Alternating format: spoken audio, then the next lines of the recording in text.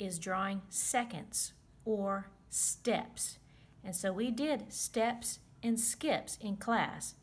And a step is when two notes are side by side, like going from do to re, or when we go from fa to so. So one of the first things we need to do when drawing steps is first we have these lines.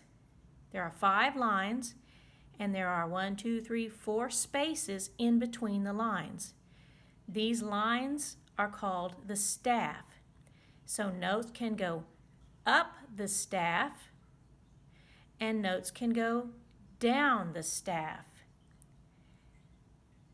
So to draw steps, this is like the first example on your worksheet. This note is drawn in the space below the first line.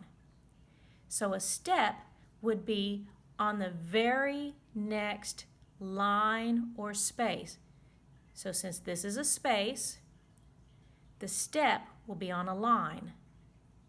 And I'm going to draw it on the first line. If this is pretending these lines are a ladder from this note to this note, up the ladder. Let me do another example. I'm going to draw a note on the second line, and so a step will be on the next space. Steps are always one is a line, one is a space. So since this one's a line, I'm going to go up to the next space, which is sitting on top of that line. See, this is the same line.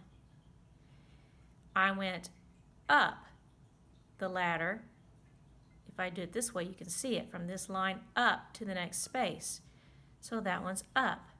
So in my answer box, I would write it's a second because it's a step, and it went up. You can write U or UP for up. Let me do one more. If I draw one on a space, then the next step will be a line. I'm going to go down this time. So from this space, I go down to the very next line right here.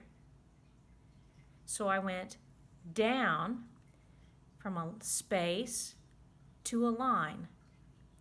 That's a second, and it went D, down. Steps work. They go from one line to a space, or from one space to a line, but they are always side by side.